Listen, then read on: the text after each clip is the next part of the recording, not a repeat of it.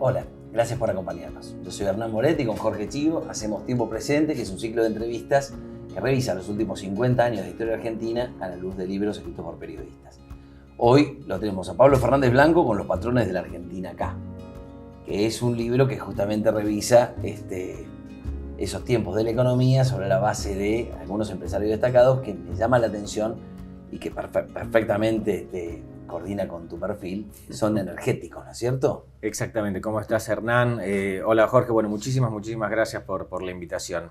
Este libro lo hicimos con Esteban Raffaelli hace ya algunos años. Fue una experiencia importante porque nos permitió repasar cosas que habían ocurrido y que nosotros habíamos retratado periodísticamente a lo largo del tiempo, pero bueno, con la profundidad que te permite un libro y también con otra particularidad, y es que las cosas cuando están más atrás en el tiempo se pueden ver con más claridad. Los actores, los que participaron en esos hechos, hablan, es decir, se relajan un poco más y te cuentan más cosas, con lo cual, bueno, es una experiencia periodística muy, pero muy interesante.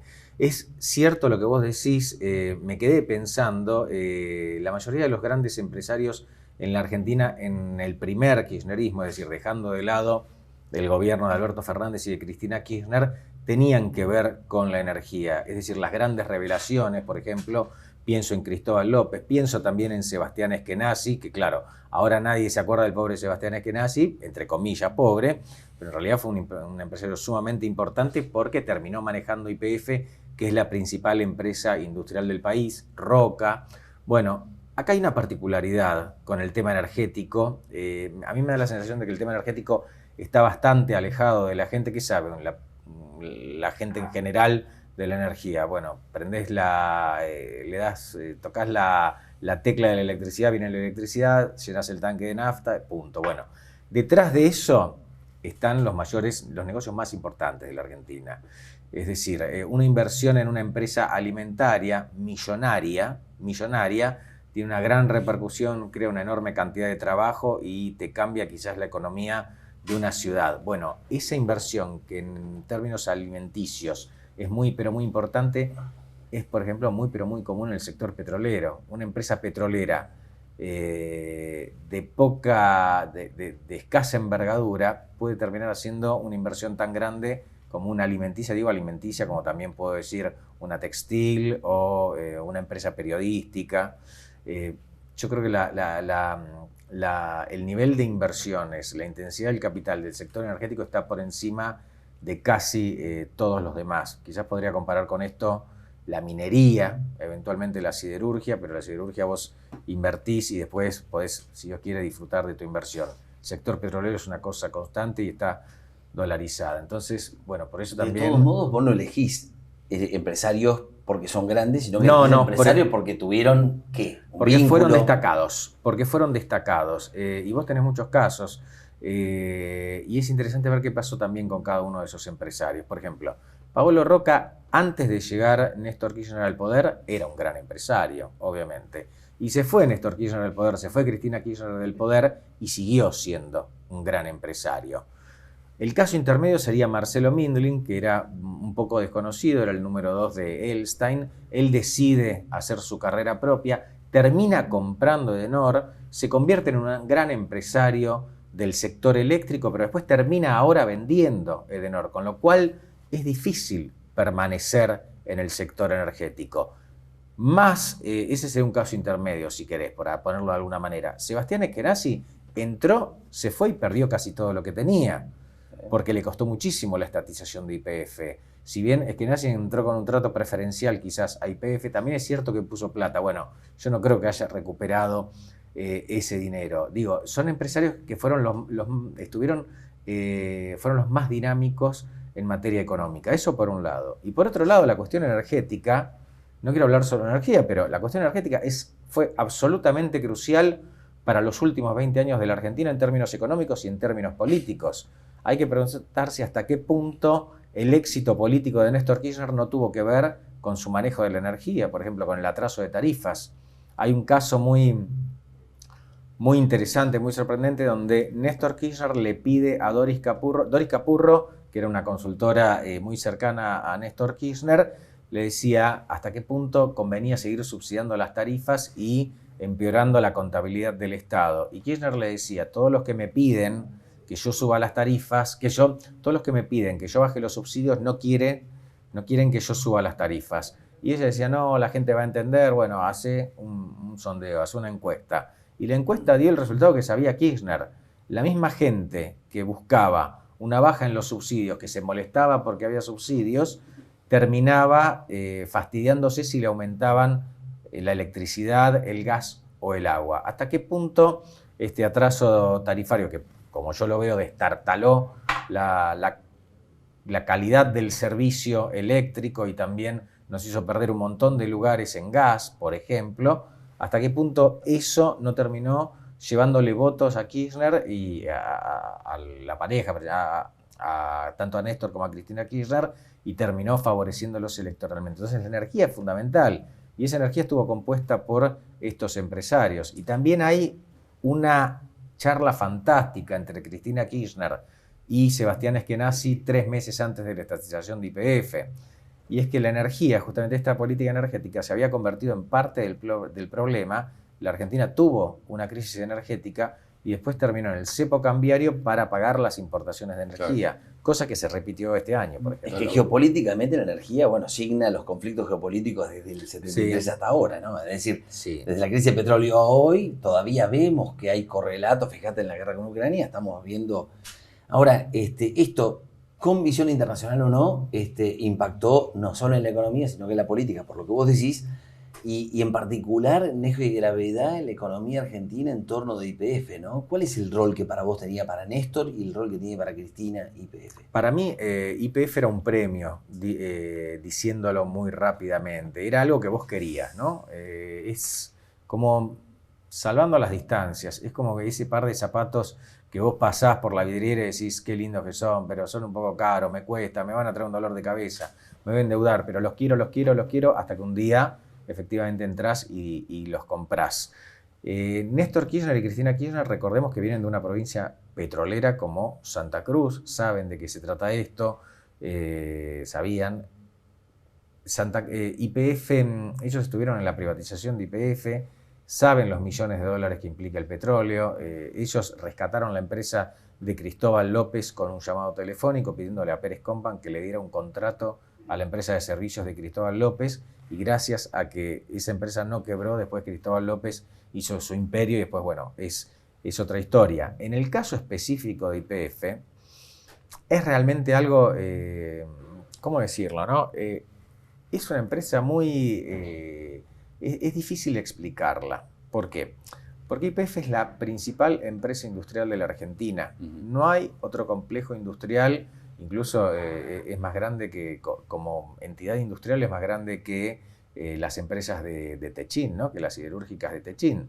Eso es YPF. Ahora, YPF hoy vale 2,50 pesos comparado con la importancia que tiene para el país y con la capacidad, con lo que genera y bueno, con muchísimas cosas. Ustedes se imaginan una Argentina sin YPF, es prácticamente inimaginable. Es mucho más difícil imaginarse una Argentina sin YPF que sin Aerolíneas Argentinas.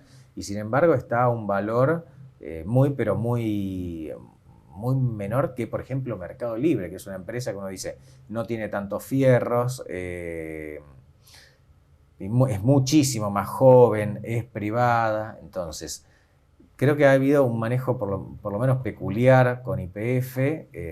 Toda la industria petrolera está bajo una línea de fuego, que es otro tema, pero también está YPF, y a eso se le suma la política. Ahora, Pablo, en esto, vos sabés que, deteniéndome en tu libro, lógicamente, noto un encuentro o choque, ¿no?, entre lo que son los intereses y lo que es lo humano y lo social por el maltrato que tuvieron ellos del matrimonio, diríamos, para con los empresarios. Digo, ¿cuál era el punto de unión? O sea, en esto, está bien, como te dije hace un momento, hay intereses, oportunismo, si le querés llamar de otro modo, pero ¿cómo jugó esto? Es muy interesante lo que decís, Jorge, es realmente interesante, porque en realidad a los grandes empresarios de la Argentina les fue muy bien con Néstor y con Cristina Kirchner si uno toma todo el lapso y toma sus números. No digo que a todos, hay gente a la que les fue realmente mal, pero a muchos de ellos les fue muy bien, todos crecieron. Pienso en los bancos, pienso en las siderúrgicas, pienso también en el petróleo. En algunos casos, al sector de servicios públicos no le fue bien con Néstor y con Cristina Kirchner. De hecho, le fue bastante mal. Ahora, pese a que a algunos les fue bien, yo tengo esta idea después de haber escrito el libro y después de haber trabajado y hablado con muchos empresarios. Yo tengo esta idea. Primero, hubo una desconfianza recíproca permanente. Néstor no confiaba en los empresarios, Cristina Kirchner no confía en los empresarios y los empresarios no confían en Cristina Kirchner como no confiaban en Néstor Kirchner. Los motivos los podemos charlar en otro momento, si querés ahora, podemos hablar de los cuadernos de las coimas o podemos hablar del acceso privilegiado a información de la FIP para decir que un abuelo le había comprado pocos dólares a su nieto. Podremos charlarlo. La información al menos que yo tengo es esta, una desconfianza recíproca, no de un solo lado, de los dos lados. Y también una convivencia, porque siempre se esperó el fin del ciclo kirchnerista que nunca terminó de finalizar. Entonces, el empresario que hace lobby en el sentido norteamericano del término, que es el sentido bueno del término, y que se hace y que está bien si tiene sus propias reglas, sabe que nunca puede sacar los pies del plato. Eso por un lado. Y después la experiencia que vino después del kirchnerismo, que fue con Mauricio Macri, por el motivo que quieras, en realidad a los empresarios en general a muchos les fue mal. A muchos les fue mal. Entonces, ni chicha ni limonada. A mí me da la sensación, no me da la sensación, estoy seguro de que están mucho más cómodos con los tratos de Macri o de cualquier salida más pro mercado, incluso con los tratos de Sergio Massa, antes que con los de Cristina Kirchner. De todas maneras, si la economía no funciona y no hay nadie a quien venderle, bueno, eso también le genera un problema. Fíjate que el gran ausente acá, estamos hablando de cuencas hidrocarburíferas que son marginales geográficamente dentro del país, el gran ausente es el sector agropecuario, ¿no? Es decir, todo el foco energético es hidrocarburífero. Desde hace 20 años acá se habla de la transición energética. Hoy salió en el diario justamente el llamado de las Naciones Unidas para que dice que estamos lejos de cumplir las metas de reducción de emisiones de carbono y seguimos hablando de petróleo y de gas como hace 20 o 30 años. Sí. Y Argentina tiene otras ofertas de energía renovable, tiene por supuesto la eólica y la solar, a las que el gobierno de Macri dio tanto aire, la hidroeléctrica, históricamente importante, la nuclear, que tiene un lugar, pero también tiene los biocombustibles, a los que es el gran ausente en la economía moderna acá en la Argentina, ¿no? Sí, te contesto, Hernán, en dos partes, ¿no? La primera, el campo. A mí me da la sensación de que hasta que fue el conflicto con el campo no lo había logrado articular, no había logrado sentarse a la mesa de discusión con la potencia que implica todo lo que genera económicamente. Y es algo que no le pasa solo al campo, también le pasa, por ejemplo, a la minería, por ejemplo. Y ahora le está empezando a pasar al sector petrolero también, de alguna manera, que tiene sus problemas. Eso como al momento de representar intereses. Después del conflicto con el campo, creo que se articuló mucho más. Si ustedes lo recuerdan, bueno, fue un antes y un después, obviamente, y el campo entiendo que asumió que tenía que plantarse frente a la política de otra manera. También me da la sensación de que es un sector bastante más atomizado, ¿no? Salvo algunos empresarios, bueno, muy importantes del campo. Y después tenés grandes empresas dentro del campo que se conoce más el nombre que el empresario, ¿no? Que, digamos, son grandes corporaciones, muchas a la mente, son grandes corporaciones que se conocen más como la corporación que la persona que la conduce. Vos, por ejemplo, tenías Bridas o Pan American Energy, vos sabías que la persona que la manejaba era Carlos Bulgeroni. Sebastián Eskenazi, bueno, salió en todos los diarios. Cristóbal López, ni qué decirlo. Marcelo Mindlin también. Eran nombres propios, ¿no? Y nosotros apuntamos en el libro a la historia de los nombres propios, que a partir de eso contábamos otras cosas. En el campo yo no sé si eso está, al menos hoy, en el momento que escribimos el libro, sin dudas que no. En aquel momento, por ejemplo, tenías una representación importante con Alfredo De Angeli. Alfredo De Angeli era un dirigente importante del campo, pero no era un gran empresario a la altura de los que te nombré ahora. Y con respecto a los hidrocarburos, el tamaño que representa hoy la inversión, primero en hidrocarburos, después en energía eléctrica, pero mucho más atrás, es menor al que, volumen. En poderío económico, ¿no? En poderío de dinero directamente, en capacidad de inversión directa, me da la sensación de que, ¿cuánto estará invirtiendo hoy YPF? Por decir un número vago, 2.000 millones de dólares por año. ¿Cuántas plantas de biodiesel, por ejemplo, se hacen con 2.000 millones? Creo que es un número importante, ¿no? Importante. Es un número muy importante y esto lo invierte una sola empresa. Y con respecto al otro, yo creo que el sector de los hidrocarburos está empezando a tener un cuestionamiento serio. El sector de hidrocarburos está perfectamente al tanto de estas condiciones, salvando las distancias, y bueno, me voy a ganar quizás algún enemigo. El sector de hidrocarburos sabe lo mismo que saben las tabacaleras, es decir, hoy una tabacalera sigue funcionando, pero no te hace propaganda diciendo que fumar es lo mejor del mundo. Lo tienen claro, el sector de hidrocarburos sabe que colabora con las emisiones contaminantes. Y entonces está empezando a ver otras cosas, y yo creo que va a haber cambios en el mercado de acá a los próximos años muy, pero muy importantes. Sí creo que el sector de los biocombustibles también tiene varios problemas por resolver. Tiene varias cuestiones por resolver. Me pregunto, primero, los biocombustibles tienen que competir con los hidrocarburos, sin dudas, pero también con otras fuentes de energía, algunas que quizás ni siquiera conocemos. Y hay otras que tienen incluso mejor prensa. Y hay otras que parecen totalmente perfectas. No sé, pienso la energía solar, no te digo la nuclear, que también tiene mala prensa en algunos sectores. Entonces, ¿cómo se va a preparar el sector de biocombustible? ¿Para qué está? ¿Está para liderar? ¿Está para acompañar? ¿Está para actuar en el margen, pero de una manera súper eficiente y positiva? ¿Está por los próximos 10 años o está por los próximos 100 años? Me parece que son todas preguntas que no sé quién las podría contestar hoy. Bueno, el propio sector agropecuario. Pasa que hoy por hoy el centro de la atención política y económica siguen siendo las empresas de hidrocarburos, a pesar de que en Europa y en Estados Unidos tienen plazo fijo, ¿no? Porque Europa creo que desde 2030 ya no fabrica más autos a combustión. Sí, y acá había también un proyecto similar. Sí, acá el auto eléctrico, y en Estados Unidos están, no sé si ya definido, pero hay planes muy concretos. Entonces, Argentina debería considerar cómo va a reemplazar internamente la idea de un auto eléctrico en Argentina, teniendo el poderío agroindustrial. Vos sabés que el biocombustible es una manera más de agregar valor al grano. Y granos se exportan. Nosotros nos destacamos por sobre otros países en que exportamos sus productos, digamos, ¿no? De la soja. Pero en este caso podríamos además consumir interno y reemplazar. ¿Cuántas destilerías? Las destilerías de petróleo abastecen el mercado interno de naftas. Bueno, ahí sí te voy a contestar con una provocación. Porque lo que decís es así, y vuelvo al principio. Las empresas petroleras son las que más claro tienen esto. Lo tienen clarísimo. Algunas quieren estirar la situación, pero creo que todas la tienen clara. Todos lo tienen muy claro. Te voy a contar lo que me dijo el presidente de YPF Bolivia hace, creo que 20 años. Yo era muchísimo más joven que ahora, obviamente. Fui a Bolivia y le hice una entrevista. Y en aquel momento decían que tenían como 400, 500 TCF de gas, que es una locura. Era como todo el territorio boliviano, era como 2 metros de gas bajo todo el territorio boliviano, ¿no? Era imposible gastar todo eso. Además, Bolivia es un país que no estaba muy gasificado en aquel momento. Creo que ahora tampoco ha avanzado tanto. No es, comparado con la Argentina, está muy, muy relegado. Entonces tenía Bolivia gas de sobra. Y yo le entrevisté y le digo, bueno, ¿qué se siente administrar una riqueza casi inagotable? Me dice, mirá, mucho temor, porque en realidad esto es una riqueza ahora, pero yo la tengo que convertir en riqueza, porque en 50 años, en 40 años o en 20 años, quizás toda esta riqueza no sirve de nada, porque el gas no se va a usar más.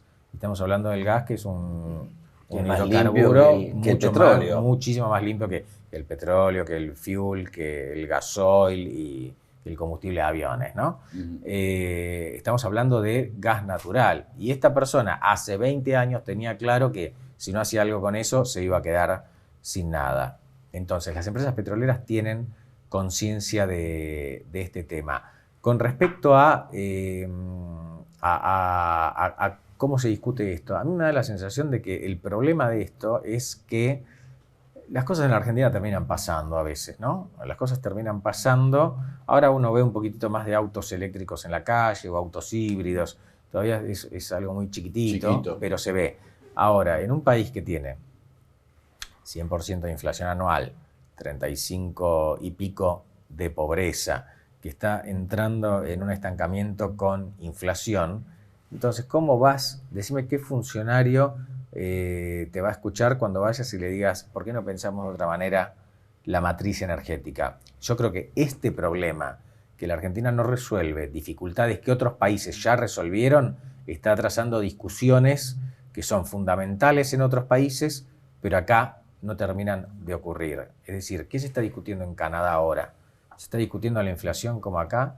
¿Se está discutiendo qué va a pasar en diciembre con la cuestión social?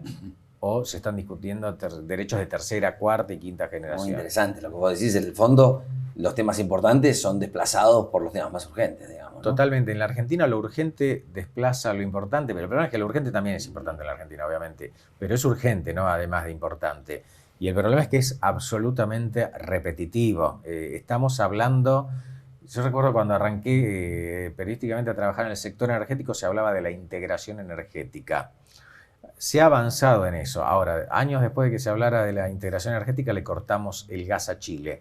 Nos quedamos sin gas empezamos a tener problemas serios de gas en 2004 y eran muy evidentes en 2005, y ahora resulta que tenemos supuestamente para abastecer al mundo por vaca muerta. Es decir, es una gran licuadora la realidad argentina que impide planificar a largo plazo. Y esto es un cliché lo que digo, pero si uno planifica, generalmente las cosas planificadas salen más baratas. Lógico. Y esto no está ocurriendo. Pablo, en esto vuelvo a la pregunta de Hernán y a tu respuesta. La falta de representatividad del sector agropecuario es un problema del sector agropecuario, mirándonos en el tiempo y relacionado con este libro, o fue un problema de los gobiernos, en este caso acá. O sea, ¿de quién es la culpa? Yo creo que al gobierno no le conviene que haya... Es buena la pregunta. En algunos casos, me da la sensación, es mi opinión personal esta, ¿no? Sí. En algunos casos a los gobiernos le conviene que del otro lado haya interlocutores consolidados para que no haya atomización, ¿no? Te lo pongo en este contexto. Si vos tenés un gran lío sindical, te conviene hablar con el secretario general del gremio antes que con distintos representantes, porque lo conoces, se genera una confianza, no hablas con 100 personas, sino que hablas con una. A veces le conviene la división a los gobiernos, y esto el campo lo tiene clarísimo, me parece. Entonces, al gobierno le conviene cierta división. Y después es algo que tendría que hacer el propio sector agropecuario. También yo creo que el campo tiene parte con una cifra negativa, para decirlo de alguna manera, y es que en la Argentina faltan dólares. Históricamente faltan dólares, y el gran generador de dólares es el campo, y el gran sector hipercompetitivo de la economía argentina es el campo. Yo creo que es mérito del campo, es más mérito del campo que de la tierra. Yo pienso eso. Entonces, es mucho más fácil pedirle al que más da o al que más puede dar. Esto es como cuando vos tenés un empleado, un trabajador, ¿y a quién le vas a pedir las cosas? ¿Al eficiente, al rápido, al que te lo va a entregar bien? ¿O al que te dice que no, te mira de costado y refunfuña? Un poco el campo me parece que sufre el problema de su eficiencia. Como eficiencia es el sector más eficiente, ¿no? Eso sin lugar a dudas. Lo que sí no es políticamente muy afín a este gobierno, digamos, ¿no? Ha sido muy funcional el gobierno de Menem, que no le dio tan buenos precios internacionales, ¿no? No. Es decir, yo creo que ahí hay una cuestión de afinidades que es muy importante. Hay una cuestión cultural que es que el hombre del campo es un hombre que está aislado naturalmente, y que entonces la condición gregaria es un déficit, digamos, ¿no? Pero hay un tema cultural en la sociedad argentina que se refleja también en las nominaciones, ¿no? Fíjate que los funcionarios de energía son funcionarios de hidrocarburos. El director de biocombustibles depende del subsecretario de hidrocarburos. Una cosa rara, ¿no? Entonces me parece que también hay una cuestión cultural que se va a llevar mucho tiempo transformar. Sí, ¿no? sí, por eso yo te decía que la variable tiempo es complicada. Yo estoy seguro que el sector de biocombustibles se va a transformar. No tengo ninguna duda que se va a transformar. No me preguntan en qué, no tengo ni idea en qué, pero estoy seguro que se va a transformar como se transformó el sector petrolero. El sector petrolero, digo, las cosas a veces funcionan más rápido porque es muy capital intensivo y porque los actores que juegan ahí tienen el dinero para apostar ahí, porque el premio también es muy grande. Con respecto al tiempo, históricamente la política energética la marca el gobierno nacional a través de la Secretaría de Energía de la Nación. Entonces, ¿los biocombustibles son parte del negocio energético o parte del negocio alimenticio? Les pregunto. Los biocombustibles son parte del negocio energético naturalmente. Entonces, siempre van a quedar mientras sean parte del negocio energético, van a estar en cabeza de quien fije la política energética. Si no, no digo que no pueda cambiar. Es el presidente de la Nación. Que es el presidente de la Nación a través de la Secretaría de Energía, que es fuerte en hidrocarburos, ¿no? Sí. Recuerdo cuando Juan José Aranguren, por ejemplo, estaba fanatizado con las energías renovables y específicamente con la energía eólica. Y muchos de los petroleros le preguntaban, Aranguren, exministro de Energía, ¿no? Sí, sí. Muchos petroleros le preguntaban, pero Juanjo, escúchame, vos que toda la vida te dedicaste al petróleo, ahora te encanta el viento, es como que nos estás traicionando de alguna manera. Y él estaba fanatizado. La cuestión cultural realmente va a llevar mucho tiempo, pero los biocombustibles están acá y, eso sí. Y vamos a seguir tratando entre periodistas y voceros, pero mientras nos vamos, así que te agradezco mucho y le agradezco mucho a la gente, ya se nos agotó el tiempo, te voy a pedir que me autografíes tu libro. Placer, qué placer. Gracias, Pablo, por venir.